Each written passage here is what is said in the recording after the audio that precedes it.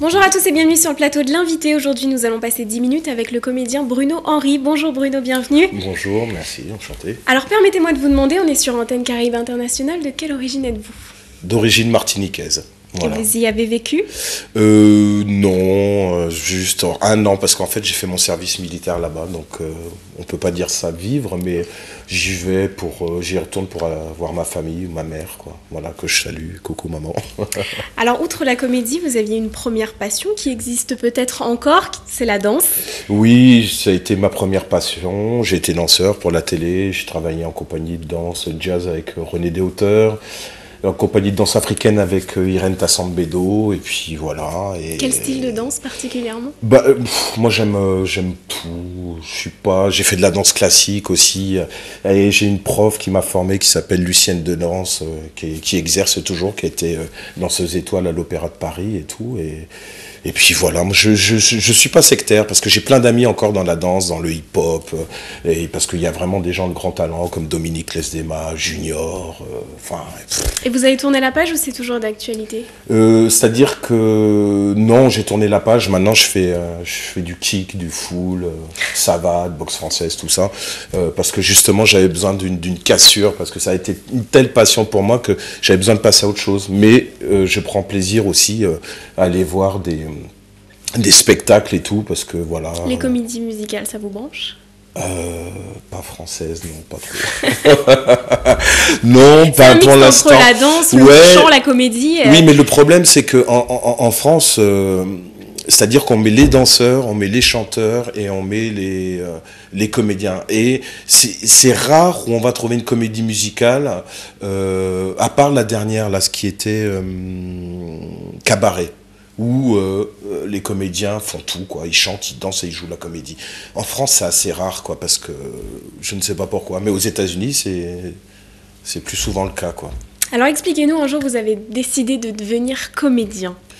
C'est-à-dire que pendant que je faisais des chorégraphies, il y avait mon prof de théâtre, Dominique Viriot, qui avait demandé à une danseuse, qui travaillait pour moi pour la télé, et il m'avait demandé de faire une mise en scène pour un examen de fin d'année.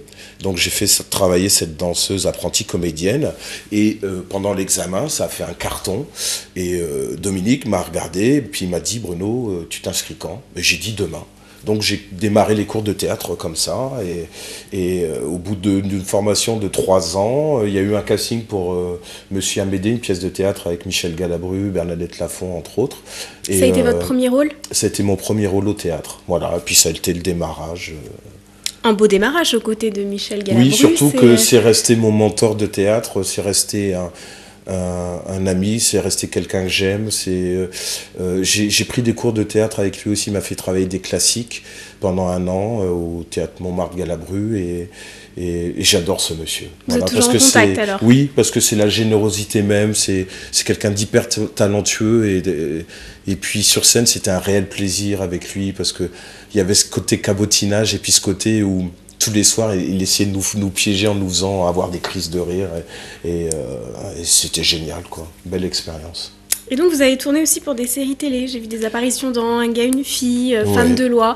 Ouais. Alors, est-ce que vous êtes plus caméra ou public, du coup? Qu'est-ce qu'en tant que comédien vous fait plus vibrer? Moi, franchement, en tant que comédien, j'ai pas envie d'être mis dans une case. Donc, j'aime autant la télé, le cinéma que le théâtre. Bien sûr, bien évidemment, le théâtre, c'est one shot, donc... c'est un exercice complètement différent. C'est complètement différent, puis chaque soir, on arrive avec une humeur, et donc, il y a un texte, comme La Croux dans Des souris et des hommes, c'est un texte qui est prenant, qui est dur, et il faut vraiment mettre ses tripes dedans, donc... Et en fonction de l'humeur du soir, de toute façon, on arrive et puis on essaie toujours de redécouvrir le rôle pour pas que nous, on tombe dans l'ennui, si je puis dire.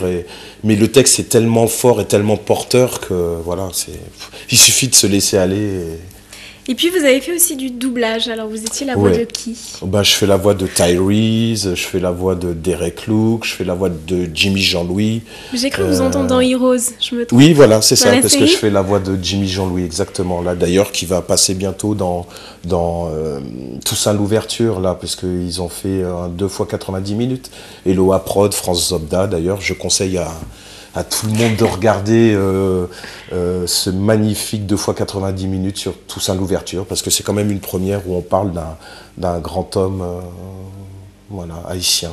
Et donc, alors avant de parler de vos projets actuels, on va regarder quelques extraits de vos apparitions. Très bien.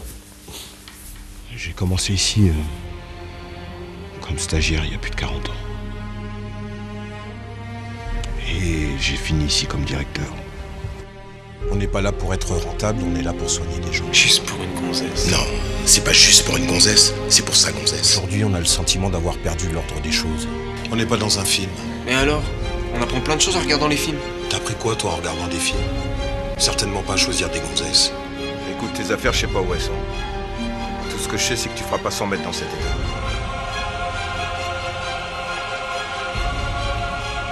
J'avais les clés du box, alors j'ai décidé d'aller chercher ce qu'il me devait.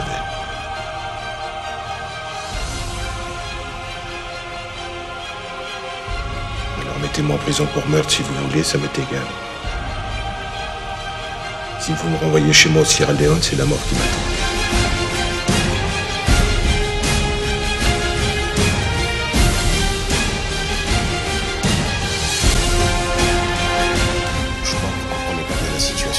On vous a dit que j'aimais pas trop les gens de couleur? Vous n'aurez pas besoin de m'aimer pour ce qu'on a à faire. Le sportif de haut niveau a disparu de votre hôtel. Alors je vous assure que la tranquillité de vos clients, c'est le cadet de mes soucis. Vous pouvez la fermer 5 minutes. C'était l'accident de trop. Ne parlez pas sur ce ton. Je suis votre patiente. Je sais pas ce qui m'a pris. Le genre de patiente qui va apprendre à se taire. Vous allez devenir la caricature du gentil noir plein de compassion.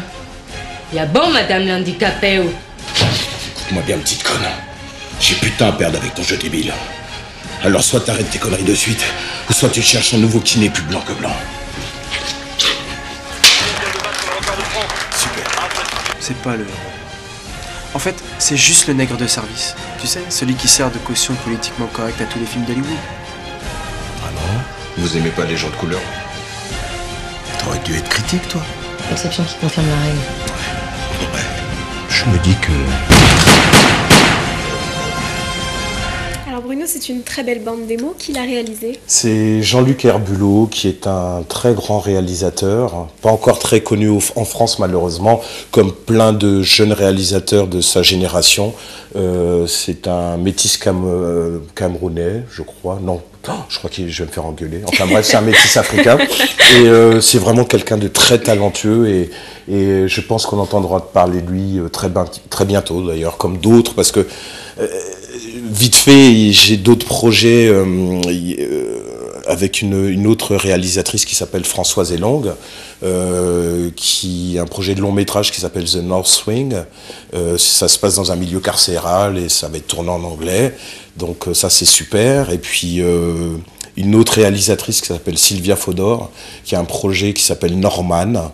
Voilà, c'est la mort qui part en vacances et évidemment c'est le bordel sur Terre et tout ça. Et j'ai un des rôles principaux de la série ou de la trilogie. Donc tout ça c'est à venir pour 2012? Tout ça c'est en prévision 2012, 2013.